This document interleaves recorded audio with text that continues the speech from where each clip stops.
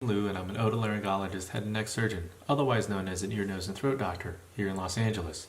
And I wanted today to talk about tonsillectomies and post-tonsillectomy bleeding. Taking out someone's tonsils is still one of the most common surgical procedures that's done in the United States every year. It can be done for a variety of different reasons, but the end result after that 10 or 15 minute surgery is that you have open raw areas in the back of the throat that need to heal. As it's healing, it might bleed. Think of it like falling down and scraping your elbow. There's a little bit of a road rash. You can't close it, you can't cover it, you can't stitch it. It heals with a scab. Gradually, over about a 2 week period, skin relines the area, scab falls off. As that happens, there may sometimes be bleeding. The actual amount of bleeding in the operating room tends to only be about a teaspoon, virtually nothing.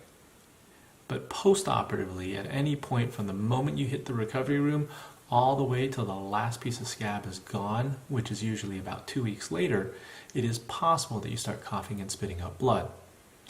Thankfully, that only happens about 3% of the time, or 3 patients out of 100, which means 97 patients out of 100 don't have anything red coming out at all. If you happen to be the unlucky 3%, most of the time the bleeding is quite mild. You might just be coughing or spitting up little specks of red in your phlegm. If you're the 3%, most of the time we can get it to stop with something cold, either gargling with ice water, sucking on ice chips or popsicles. The cold temperature gets the blood vessels to clamp down. Now 1% of the time, or 1 patient out of 100, the bleeding continues or is dramatic or aggressive enough. In those cases, in a cooperative older child or an adult, it's like going to the dentist. You come into the office or the emergency room, and usually we can reach into the back of the throat and cauterize or stitch or do something to get it to stop. In small children, and even some adults who have a hypersensitive gag reflex, where there may be some anxiety, we can't get to the back of the throat, it is possible that we need to go back to sleep under anesthesia for 5 minutes just to get into the throat.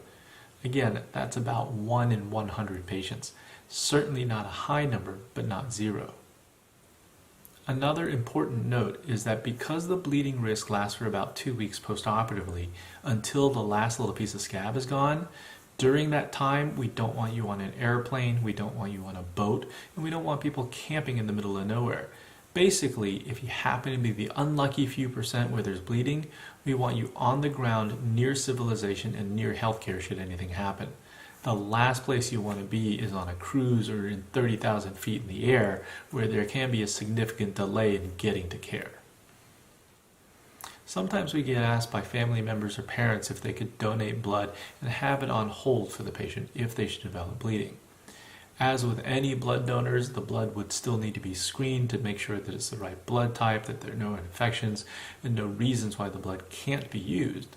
But another obstacle is that the blood needs to be held on for over 2 weeks during the entire post-operative period in case anything should happen.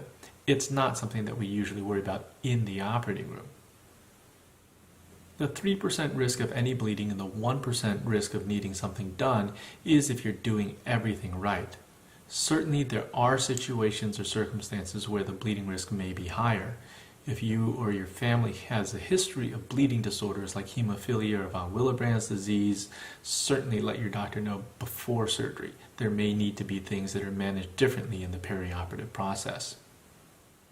Additionally, if you introduce foods that are too solid, too crunchy, too sharp, too scratchy, or even too hot in temperature too early in the healing process, that can increase the risk of bleeding. We also want people to avoid any strenuous physical activity.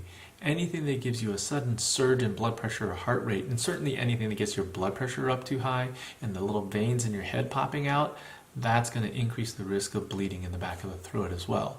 So try not to do anything too strenuous. That having been said, we absolutely want people not to lounge around on the sofa or in bed all day long.